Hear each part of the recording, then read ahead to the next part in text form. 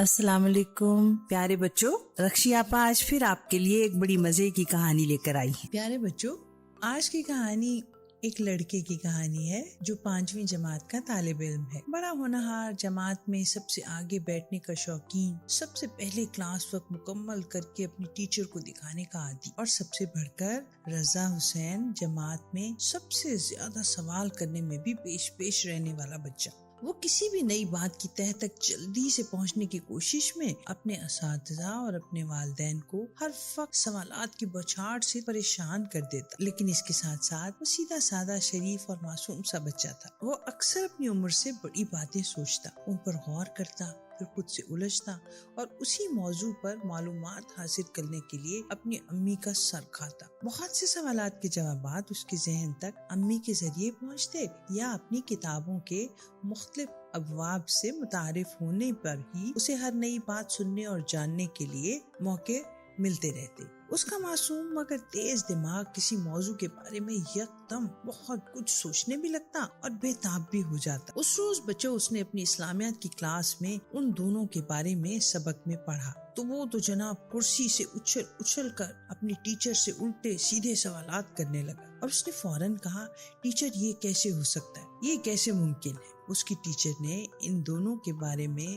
ان کا مکمل تعارف کرواتے ہوئے اپنی طرف سے رضی کے ذہن میں ابلتے سوالات کے جوابات دیے، مگر کلاس کے ختم ہونے تک رضی کی آنکھیں پھٹی رہیں اور وہ اپنے ساتھ بیٹھے دوست کی طرف بار بار دیکھتا، اپنے کندھے اچکاتا، حیرت کے دریا میں غوطے لگاتا رہا۔ بچوں، گھر پہنچ کر روز کی طرح وہ سیدھا باتھ روم میں گھس گیا اور لگا سوچ بچار کے دھوئیں میں اڑنے۔ وہ خود سے سوال پر سوال کرتا رہا۔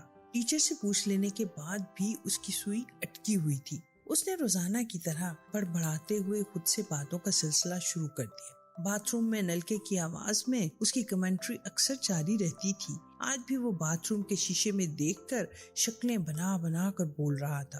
باہر بچوں روزانہ کی طرح رضی کی امی کھانا گرم کر کے اس کا انتظار کر رہی تھی۔ انہیں معلوم تھا رضی آج پھر کسی کمنٹری میں مصروف ہے۔ انہوں نے باتھ روم کے باہر آ کر آواز لگائی، رضی فلم ختم ہو گئی ہے تو باہر آ جا، باقی سب باتیں شام کی شفٹ میں کر لینا۔ دروازہ پیٹنے پر بچوں رضی نے دروازہ کھولا اور خاموشی سے کھانے کی میز پر آ گیا۔ اس کی خاموشی سونگ کر اس کی امی نے ہنس کر کہا، کیا ساری باتیں باتھ روم میں ہی ختم ہو گئی؟ کیسا گزرا آج کا دن؟ میتھ کے ٹیسٹ میں کتنے نمبر آئے؟ رضی نے امی کی بات کا مختصر سا جواب دیا اور ایک دم اس موضوع پر آ گیا جس نے اس کے ذہن میں کھلبلی مچا رکھی تھی۔ اگلا نوالا منہ میں ڈالنے سے پہلے اس نے اپنا ہاتھ روکا اور اٹھ کر امی کے پاس آ کھڑا ہوا اور سرگوشی میں بولا، امی، کیا وہ دونوں آپ کا اعمال نامہ بھی لکھ رہے ہیں؟ آپ کی سب باتیں بھی ریکارڈ ہو رہی ہیں؟ امی نے اس کے دونوں ہاتھ پیار سے تھام لیے اور ہنستے ہوئے بولی، تو کیا آج اسلامیات کے پیریڈ میں وہ سبق پڑھا ہے جس میں کرامن کاتبین کا ذکر ہے؟ ہمارے دو اہم ترین فرشتے، اللہ تعالیٰ کے پاک فرشتے کہ جو ہر انسان کے تمام قول و فعل رجسٹروں میں درج کرتے ہیں۔ جی رضی حیرت سے منہ کھولے کھڑا تھا۔ امی نے کہا، کھانا کھاؤ، میں تمہیں سب بتاتی ہوں۔ وہ اس کی باتوں کو دلچسپی سے سنتی رہی اور دھیرے دھیرے ان کے جواب دیتی رہی۔ رضی نے پوچھا، اگر ہمارے دائیں بائیں کاندھوں پر فرشتے موجود ہیں تو ہمیں ان کا بوجھ کیوں محسوس نہیں ہوتا؟ وہ اتنا سب کچھ سب کے بارے میں کیسے لکھ لیتے ہیں؟ پھر انہیں کیسے ہزاروں، لاکھوں، کروڑوں رجسٹروں میں بھرتے ہیں؟ تو امی نے اسے بڑی اچھی مثال دے کر سمجھایا کہ دیکھو رضی، آپ اپنے کمپیوٹر دیکھو، ہمارے فون دیکھو، ہماری USB دیکھو، یا پھر ایک چھوٹی سی چپ جس میں ہم کتنا مواد محفوظ کر لیتے ہیں۔ رضی کی امی نے کہا، تو لگتا یہی ہے کہ اللہ تعالیٰ نے کچھ اسی طرح کا نظام بنایا ہوا ہے۔ یہ دونوں فرشتے ہر انسان کا اعمال نامہ تیار کرتے رہتے ہیں۔ ہو سکتا ہے روز جزا کسی بڑی اسکرین پر ہر شخص کا ریکارڈ شدہ ڈیٹا اوپن کیا جائے اور وہ اس کو دکھایا جائے کہ دیکھو، تم نے دنیا میں اتنے فیصد اچھے کام کیے اور اتنے فیصد برے کام۔ لیکن امی جی، اتنی آزادی تو ہونی چاہیے کہ بندہ جو کرنا چاہے وہ کرے اور کسی کو پتہ بھی نہ چلے۔ امی، میں تو روز منصوبے بناتا ہوں، وہ جو سیکشن گرین کے لڑکے ہیں ان کے ساتھ کرکٹ کھیلوں گا تو زور سے بال ان کے منہ پر دے ماروں گا۔ امی نے رضی کے ارادے سن کر کہا، ماما، انہوں نے بھی تو جان بوجھ کر فٹ بال کھیلتے ہوئے پاؤں میرے آگے رکھ کر مجھے بری طرح گرایا تھا۔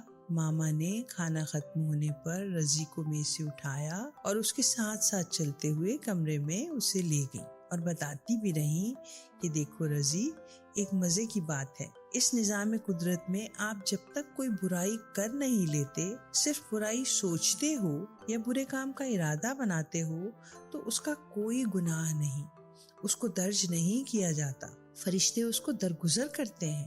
لیکن پھر بھی تم اپنے ذہن میں ایسے منصوبے مت بنایا کرو، کسی کا برا سوچنا بھی اتنا ہی برا ہے جتنا برائی کرنا، سو تم ان لوگوں کا برا مت سوچو۔ امی نے اسے چادر اڑا کر بستر میں آرام کے لیے لٹایا اور بولی، لیکن مالک کائنات کی اعلیٰ صفات دیکھو رضی، کتنا مہربان ہے، اس نے انسان کے لیے کتنی سہولت رکھی ہے۔ نیکی کرنے کا اگر تم سوچو گے بھی، صرف منصوبہ ہی بناؤ گے، بھلے ابھی نیک کام کیا بھی نہ ہو تو وہ فوراً درج ہو جائے گا اور کرامن کاتبین فوراً دیکھ لیں گے کہ اللہ کے بندے نے نیک کام کی نیت کی ہے۔ واقعی؟ رضی حیرت سے بولا، امی یہ تو سچ میں بہت بڑی بات ہے۔ اماں ویسے آپ ہیں بہت چالاک، یہ دونوں فرشتے کرامن کاتبین بھی آپ کے جیسے ہیں۔ آپ کو یاد ہے نا امی؟ امی کمرے میں پردے گرا رہی تھی اور رضی بولے جا رہا تھا، آپ کو یاد ہے نا؟ مجھے تو بہت اچھی طرح یاد ہے، جب میں کلاس اول میں ہوتا تھا تو آپ کہا کرتی تھی، اگر لنچ باسکٹ میں پھینکا ہوگے تو میں نے جو کیمرے اپنی آنکھوں میں لگا رکھے ہیں وہ تمہیں دیکھ لیں گے کہ تم نے لنچ خود کھایا ہے یا پھینک دیا ہے، میری آنکھوں کو خبر لگ جائے گی۔ ماما آپ کو معلوم ہے میں کوئی بھی غلط کام کرتے ہوئے ادھر ادھر دیکھا کرتا تھا کہ امی کا کیمرہ کدھر ہے، کیمرے کی آنکھ مجھے دیکھ رہی ہے۔ رضی ہنس رہا تھا، مجھے پتا ہے وہ دونوں پیارے فرشتے کرامن کاتبین آپ جیسے ہیں، چھپ چھپ کر میری خبر رکھتے ہیں۔ آپ ایسے ہی مجھے بچہ سمجھ کر کہا کرتی تھی نا؟ رضی کی امی نے کہا، میری جان تو ابھی بھی بچہ ہی ہے، میرا چھوٹا سا بچہ۔ سو بچوں، رضی کی امی نے لائٹ آف کر دی تاکہ رضی 1 گھنٹہ سو جائے اور اس کے الجھے ذہن کو سکون مل جائے۔ اٹھ کر رضی نے ہوم ورک کرنا تھا اور پھر فٹ بال کھیلنے جانا تھا۔ نیند دھیرے دھیرے رضی کی آنکھوں میں بھری تو اس نے دونوں ہاتھوں سے اپنے کندھے تھپتھپائے اور آنکھیں موندے موندے اپنے بائیں کندھے پر ہاتھ رکھ کر کہا، میرا برائی والا رجسٹر خالی ہی رہے گا انشاءاللہ۔ روز کی طرح کل تک رکشی آپا آپ سے اجازت چاہتی ہیں۔ کل پھر ایک اور پیاری سی مزے کی کہانی کے ساتھ میں پھر آپ کے پاس آؤں گی۔